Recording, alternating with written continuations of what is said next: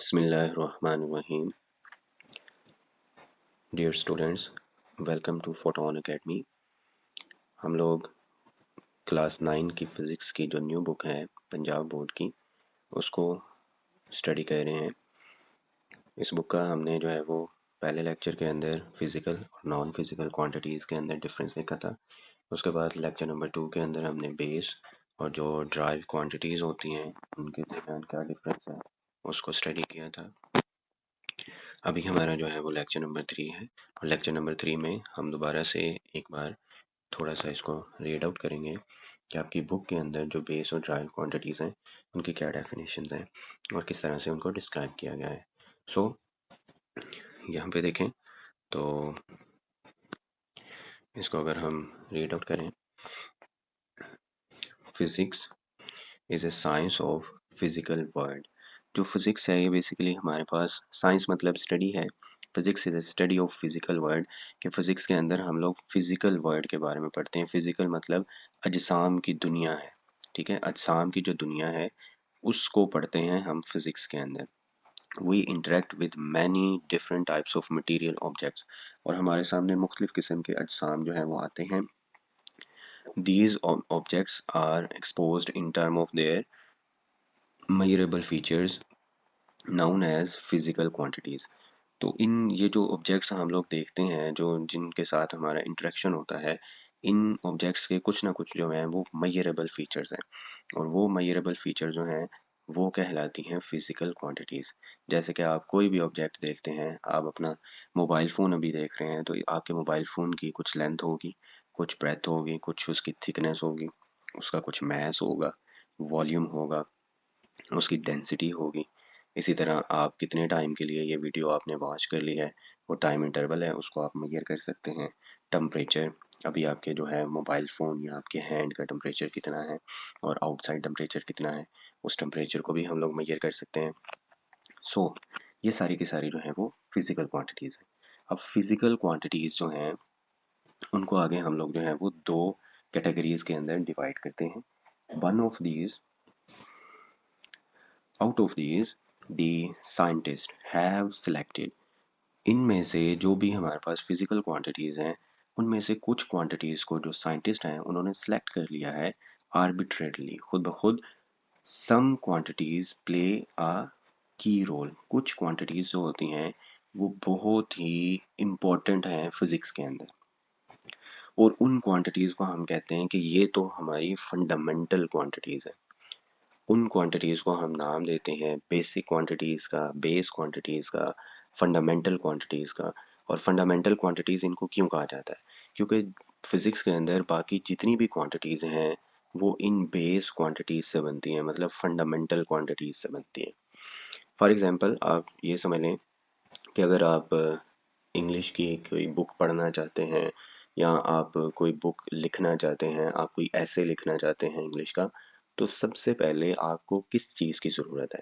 तो आपको सबसे पहले जिस चीज़ की ज़रूरत है वो है इंग्लिश के अल्फ़ाबेट्स, के जो हमारे इंग्लिश के 26 अल्फ़ाबेट्स होते हैं वो बहुत ज़्यादा इम्पॉर्टेंट हैं और ये हमारी बेस है।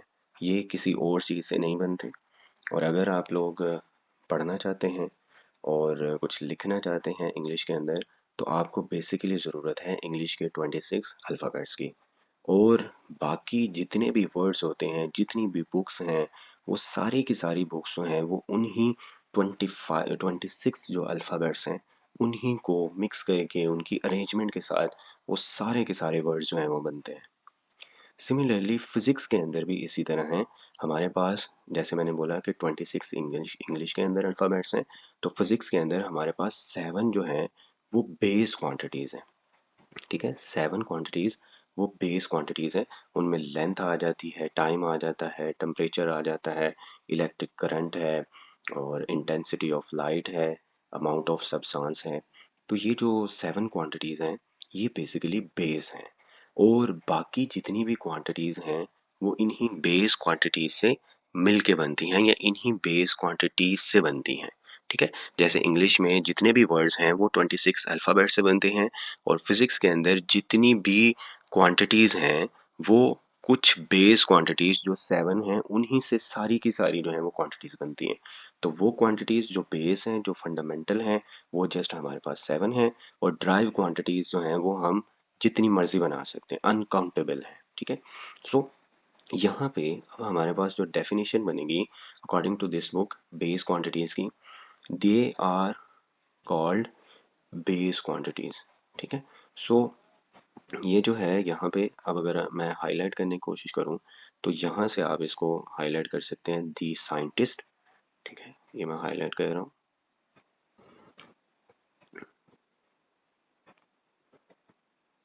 ये this scientist have selected arbitrarily some quantities to play a key role. These quantities are called base quantities. इसको जो है they are called, ये इंग्लिश का फेज अच्छा नहीं लग रहा तो आप इनको लिखें these are called base quantities। उसके बाद हमारे पास ड्राइव क्वांटिटीज की डेफिनेशन है, तो ये मैं डिफरेंट कलर से इसको हाईलाइट कर रहा हूँ। All the quantities which can be describe in terms of one or more base quantities are called derived quantities. तो ये जो मैंने रेड के अंदर हाईलाइट किया है ये बेसिकली डेफिनेशन है ड्राइव क्वांटिटीज की, और जो ऊपर ग्रीन कलर के अंदर हाईलाइटेड रीजन है ये हमारे पास डेफिनेशन होगी बेस क्वांटिटीज की। आगे जो है इनकी बेस और ड्राइव क्वांटिटीज की एग्जांपल्स हैं। For example speed. स्पीड जो है, speed is a drive quantity which depend on distance and time, which are base quantities, whereas density of a material is described in terms of mass and volume. So I hope कि आपको अब जो base और drive quantities हैं उनका concept जो है वो क्लियरली अंडरस्टैंड हो चुका होगा। नेक्स्ट अगर हम देखें, सॉरी,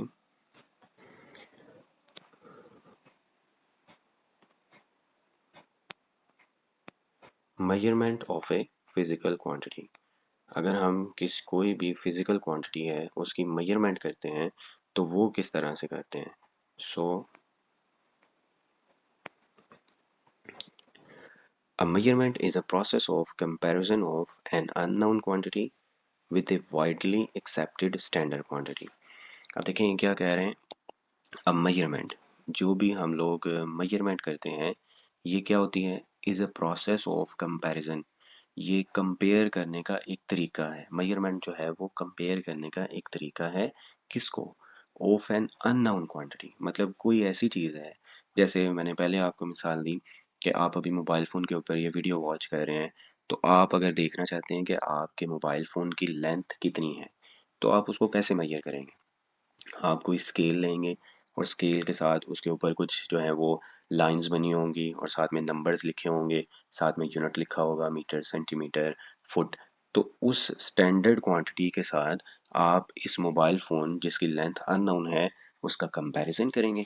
तो फिर आप उसको कहेंगे कि इसकी जो लेंथ है, लेट्स सपोज वो 10 सेंटीमीटर है या 8 सेंटीमीटर है, जो भी आप कंपैरिजन के साथ कंपेयर करके उसकी लेंथ को फाइंड आउट करेंगे।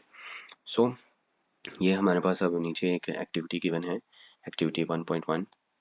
The teacher should facilitate this activity and initiate discussion as per direction. One student should measure the length of a writing board.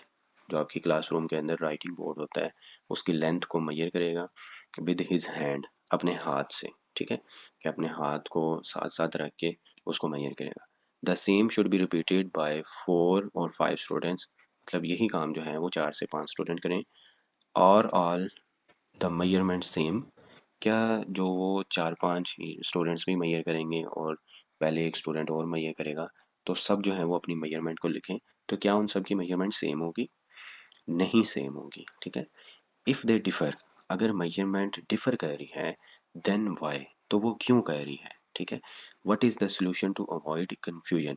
सो देखिए बेटे, यहाँ पे ये है कि हर जो स्टूडेंट होगा उसका जो आर्म है, जो हैंड है, उसकी लेंथ डिफरेंट होगी। तो एक स्टूडेंट जो है उसका हाथ जो है वो छोटा हो सकता है, उसकी लेंथ कम हो सकती है।